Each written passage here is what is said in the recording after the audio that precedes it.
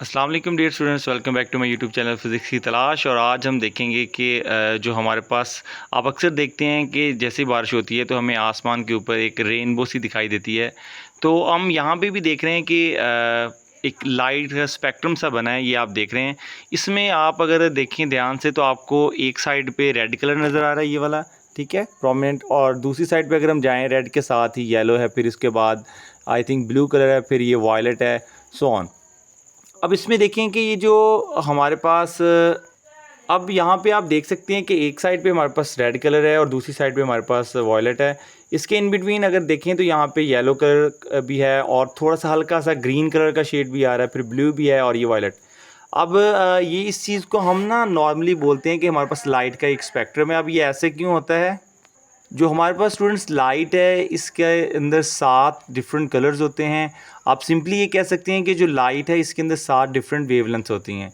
तो आप देखें कि जो हमारे पास लाइट है, जब ये किसी भी प्रिज्म के अंदर से पास आउट होती है तो फिर आउटपुट पे हमारे पास इस तरह का एक स्पेक्ट्रम सा बन जाता है। इसको हम बोलते हैं लाइट स्पेक्ट्रम।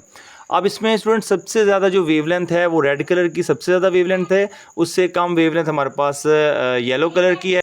तो येलो के बाद फिर हमारे पास यहाँ पे ब्लू, ग्रीन और ये वायलेट कलर्स आ रहे हैं। तो नॉर्मली आप ये सुनते हैं कि जो डिस्पर्शन ऑफ लाइट, कि जब हमारे पास लाइट है वो डिस्पर्स होती है तो इस तरह आउटपुट पे हमें स्पेक्ट्रम देती है। इवन आपने ये सुना होगा कि प्रिज्म के अंदर से जब लाइट पास आउट होती है तो वो इस तरह का हमारे पास एक स्पेक्ट्रम बन जाता है। और एक चीज़ इसमें याद रखिएगा कि जो हमारे पास लाइट होती है इसके अंदर 7 डिफरेंट वेवलेंथ्स होती हैं। हम कहते हैं नॉर्मली जो वाइट लाइट है, it is a combination of 7 different colours.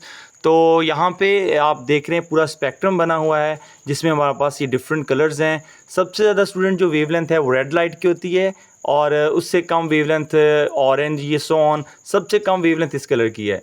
और अगर आप ये देखेंगे जो हमारे पास आसमान है ये ब्लू कलर का क्यों होता है? आसमान ब्लू कलर का इसीलिए हमें दिखाई देता है।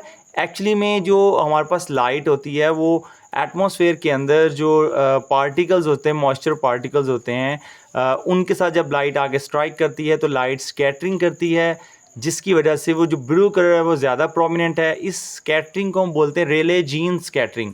फिलहाल हम ये आज स्पेक्ट्रम देख रहे हैं कि ये स्पेक्ट्रम किस तरह का होता है और इसमें ये डिफरेंट कलर्स हमें क्या बता रहे होते हैं, ज़्यादा वेवलेंथ, उससे कम wavelength, so on, less wavelength.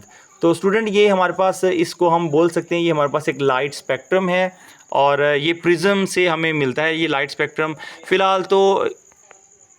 फ़िलहाल यहाँ पे हम इस स्पेक्ट्रम ऑफ लाइट को देख रहे हैं। तो इवन आप ये बारिश के बाद रेनबो बनेगी उसमें भी इसी तरह का स्पेक्ट्रम देखेंगे, ठीक है। तो इसमें डिफरेंट वेवलेंथ्स होती हैं। रेड कलर की वेवलेंथ सबसे ज़्यादा, उससे कम ऑरेंज की, सो ऑन। अक्सर आप एक वर्ड सुनते हैं, विब ग्योर का वर्ड यूज़ किया जाता है। तो वो ये चीज़ है कि हमारे पास लाइट की डिफरेंट वेवलेंथ होती हैं। तो basically white light is a combination of 7 colours. तो जब भी लाइट किसी प्रिज्म से पास आउट होती है तो इस तरह का एक स्पेक्ट्रम सा बनाती है।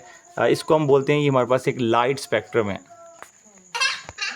की रही बात ये स्पेक्ट्रम बना कैसे है, आप देख सकते हैं यहाँ पे हमारे पास ये एक लाइट सोर्स है, इससे लाइट निकल रही है और हमें ये एट द नाइट टाइम या आउटपुट पे ये स्पेक्ट्रम मिल रहा है। इसमें डिफरेंट कलर्स हैं। तो आई hope you will understand what is meant by the light spectrum. और आप देख रहे हैं कि हमारे पास लाइट का एक पूरा स्पेक्ट्रम बना है जिसमें डिफरेंट वेवलेंथ्स हैं वो सेपरेट आउट हुई हैं। और ये हमारे पास ये लाइट सोर्स था जिससे ये लाइट इमिट हो रही थी।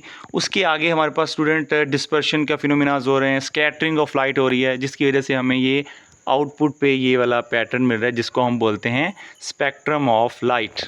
सो इंशाल्लाह मिलते हैं नेक्स्ट वीडियो में। I hope you will understand. अल्लाह हाफिज़।